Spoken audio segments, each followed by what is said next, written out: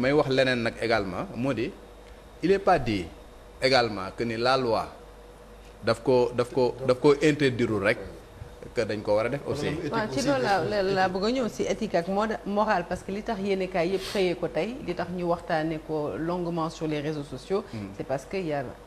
avait un contexte am na ay antécédents aussi avant ñu yegg si situation bi am ay promesses yoo xamante ne ñoom defoon nañ ko balaa ñuy agsi si nguur bi mu mel ni nag respecté wuñu yooyu les promesses. justement foofu la problème bi di ñëwee parce que tey comparaison pour comparaison tey boo jëlee par exemple le fait que le premier ministre moom ci boppam daal di wax ne ñëpp ñu nga xamante dañuy cumuler mandat nañ bàyyi seen benn mandat loolu loi waxu ko. benn texte waxu ko moom moo jël décision parce que dafa jàpp ni lii mooy lu nga xamante ne loolu la ñu waxoon ne moom lañ digoon askan bi wax leen ni bés bu ñu toogee kenn du cumuler et par conséquent ñun toog nañ donc képp ku nga xamante ne maire nga woon bu ñu la nommé ministre da ngay bàyyi sa poste maire pour rester ministre alors que la loi ne le dit pas mën nga bel et bien si sunu texte actuel mën nga bel et bien nekk un premier ministre nekk maire de Ziguinchor rien ne l'interdit mën nga nekk ministre également nekk maire de Sandiara dara interdire ko fi mu toll ci sunu ay texte mais c'est une promesse bu nga xam ne dañ koo defoon ñoom bi ñu xasee ba toog ñu daal di exiger à ce que ñëpp ñi nga xamante ne woo nañ leen ci gouvernement bi ñu bàyyi seen poste de responsable de compte non tenu du fait que amul benn loi bu nga xam ne dañ ko prévoir benn cumul mooy lu nga xamante ne c'est prévu par la loi boo xoolee règlement intérieur Assemblée nationale nga xool le code électoral mooy boo nekkee député mënoo am benn poste de nomination donc foofu noonu da ngay choisir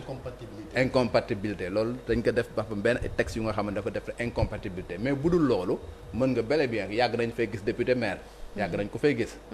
loolu texte yi permettre nañ ko yàgg nañu fay gis également ministre maire les ministres de Macky Sall bi en un moment donné il était ministre il était maire après moom mu choisir d'anciens premiers ministres yu nga xamante ne dañ fi nekkoon également ñu ci bëri nekkoon nañ ay maire Idrissa Seck était maire de Thiès tey jii boo xoolee également député maire yu bëri amoon na fi donc loolu c'est quelque chose bu nga xamante qui est prévu par les textes et jusqu'à présent ba tey jii ma lay wax ni amul benn disposition bu nga xamante moom moo ko dindi mais comme ñoom ñoo ko promettroon le premier ministre daal di ñëw daal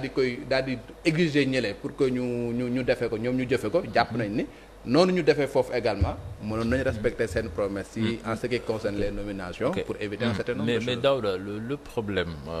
parce que je pense que ça date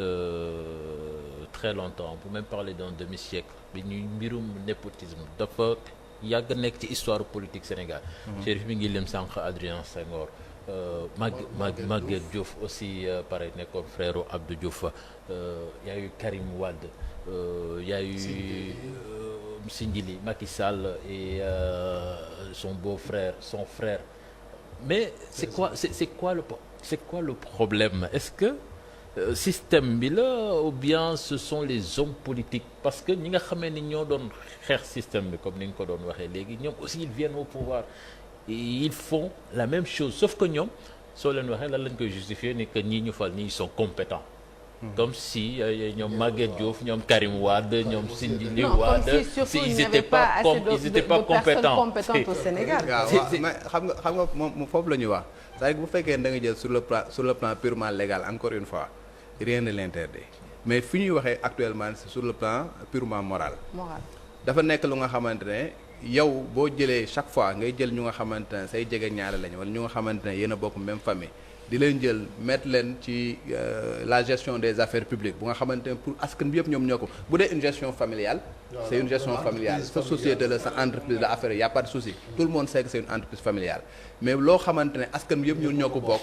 boo demee ba nga xamante ne da ngay jël lu ci bëri ngay jël ay nominations ab des postes de responsabilité jël des membres de ta famille di ay say jegeñaale ay consorts dafay am lu nga xamante ne daf koy indi et puis day dem sax ba suul compétence ki nga xamante ne absolument quelle que soit la compétence de la personne bi nga xamante ne moom nga jël nga teg ko foofu les gens ne vont pas voir sa compétence les gens vont tout simplement voir que dafa nekk ku nga xamante ne dafa jege ma jox l'exemple de Aliou Sall léegi la nit ñi di commencer di déglu lu muy wax léegi lañ commencé naan et pourtant il était compétent et pourtant xamoon na li muy def et pourtant nangam ak nangam mais durant tout le magistère de son frère les gens ne voyaient que Aliou Sall le frère de Macky Sall et tous les péchés d'Israël nañ ma baal ci li may wax dañ ko jëloon di ko teg ci kaw loolu moom mooy lu nga xamante ne au contraire li nga bëgg sax effet boomerang ngay am. Karim Wade il n'était pas incompétent il était très compétent. Voilà parce que def na ses preuves à l'extérieur xam nga dem na ci ay yenn banques yu nga xamante ne il était un expert en ingénierie financière mais ba mu fa ñëwee fii dès l'instant où le président de la République jël ñëw na yaa gën a compétent xaw ma de nafar nangam ak nangam sénégalais yi gis seen bopp. Je dirais à ta mère que tu as bien travaillé que mon fils a bien travaillé il est nangam ak nangam automatiquement les gens se sont dit que mais est-ce que moom rek moo fi nekk sénégalais. demoon ba nga xamante ñu naan moom moo nekkoon le ministre du ciel de la terre et du sous-sol affaire générale di jël ay sobriquet parce que tout simplement sénégalais yi ñoom seen bopp ñoom ñoo bëgg que ni nga wekk leen ci sa seen comportement. wekk leen ci comme li wax mooy lu ñuy wax reniement homme politique parce que Karim Wade tamit à l'époque opposition bi fi nekkoon don Macky Sall. ñoo doon surfer sur ça parce que woolu nañ ko fi sax ci assemblée nationale moo tax Macky Sall ñu dàq ko mais Macky Sall quand il est venu au pouvoir il a fait pire que Ablaye Wade parce que moom rakk yi jarbaat yi sët yi ñëpp daanaka la famille boo tax ñu doon wax sax à l'époque dynastie Faye Sall. Pastef aussi la même chose. ñoom it bi ñu nekkee dans l'opposition ñoo doon critiquer Macky Sall justement sur cette dynastie Faye Sall donc pourquoi ils font moins que Macky Sall. mais c'est vrai que boo xoolee suñu président yëpp ku ci nekk à un moment donné am na ku jege ku nekk ci nguur gi depuis Senghor que mu nekk Senghor que mu nekk Abdou Diouf que mu nekk Abdoulaye Wade mais depuis Abdoulaye Wade la commencé exacerbé wu parce que du temps de Senghor gisoon ngeen fi ay Basile Senghor amoon na fi du temps de Abdoulaye Wade Abdou Diouf gisoon nañu fi ay Maguette Diouf ñu nga xamante ne ay ministre la ñu woon du temps de Macky Sall de Abdoulaye Wade également ci la ñoom Karim Wade ñoom si njëli Wade ñii xam nga nekkoon nañu nga xamante amoon nañu ay postes de responsable foofu la commencé di exacerbé wu mais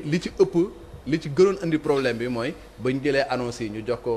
ko Karim Wade buy voyager il voyageait en jet privé pratiquement il avait un cabinet parallèle xam nga contraire au festival bi ñu jox ko Sindiély festival ñu jox ko Sindiély et puis toftal ko Ablaye Baldé pour au moins éviter yenn susceptibilité et consorts foofu la problème yi commencé quand le président Macky Sall est venu moom nag c'était plus exacerbé parce que en dehors de sa famille il y avait également sa belle famille ba en un moment donné ñu doon wax ne la dynastie Faye Sall loolu nag nekkoon na lu nga xamante ne ñi toog tey dañ ko daan ŋàññ ñëw ne lii nekk na lu nga xamante ne warul am et que ñoom bés bu ñu toogee également dañuy def lu ñuy woowee changement systémique le mot là foofu la ñëw le changement systémique dañuy changer système bi ba nga xamante ne li fi amoon dootu fi amate donc nag bu ñu demee ba nga xamante ne ñoom toog nañ ñu gis ne par exemple yooyu noonu nga xam ñi ngi ko doon ŋàññ am na yu nga xamante ñu ngi koy commencer di ko gis mais mënuñu lu dul attirer l'attention ku ci nekk ak appréciation bi nga xam ne moom nga am par rapport ak sujet boobu pour ñu départager les choses est-ce que également war ñu ko war a mën a waxtaanee ci pencum ndayu réew mu fësal loi même si ñi bu ñu jàppee nag compétence moom moo leen fa teg ñeneen ñi jàpp ne peut-être li ñu bokk ci seen i njaboot moom moo tax non man pour man comme dama laa wax léegi que ni boo jëlee France def nañ ko France ba 2017 loolu amul woon li am nii moom moo amoon France mais ba 2017 bi ñu gisee par exemple yu mel ni am ba après muy jur même xaaj ay emploi fictif wala ay affaires yu nga xamante ne bokkul woon ci lu nga xamante ne dafay rafetal la gestion des deniers publics mais ils ont légiféré daal di wax ne lii dootu fi amatee donc képp ku nga xamante ne yaa ngi nekk ci benn cabinet nekk fa njiit am na ñoo xamante mënoo leen nommer quelle que soit leur compétence mënoo leen nommer depuis 2017 nga jël par exemple système des Nations Unies parce que quand on parle de convention internationale le système des Nations Unies respecte la convention et fait respecter la convention boo jëlee le système des Nations Unies encore une fois ñoom seen bopp am na benn règlement bu nga xamante ne boo fa xasee yow di fa liggéey sa jabar mënatu fa liggéey sa doom mënatu fa liggéey sa keneen mënu fa liggéey pour éviter peut-être yenn népotisme wala pour éviter un certain nombre de choses on peut aller vers ça dem ba nga xamante ne dinañ légiférer ba nga xamante ne wala peut-être ci poste stratégique en fait. waaw mais tu sais ñoom lii ñu diggee woon gis nga lii ñu diggee woon suñ ko defoon ça allait régler le problème. appel à candidature bi. non mais man si li ma bëggoon ñëw mooy ne déjà on ne rend pas service, je suis tout à fait d'accord, à la personne qu'on nomme. Quand je prends l'exemple aujourd'hui d'une dame comme Sophie Zingassi, elle est quand même très connue dans le monde culturel, elle est designer, elle a créé une école et tout. Aujourd'hui nomination bi ça donne tout l'air qu'elle aurait été pistonnée par sa mère bi nga xamante ne elle est ministre des affaires étrangères. Mais li ma gën a jaaxal Daouda et c'est sur ça que je veux que tu répondes en fait, c'est que fàtte xaju fi. C'est-à-dire que la campagne électorale bi mu fi jàllee yàggul, toutes ces promesses elles sont encore fraîches dans la mémoire des Sénégalais te ñoom bi ñuy def nomination yi ils sont quand même au courant, je veux dire ils tâtent le pouls de la population, xam nañ ne am na yenn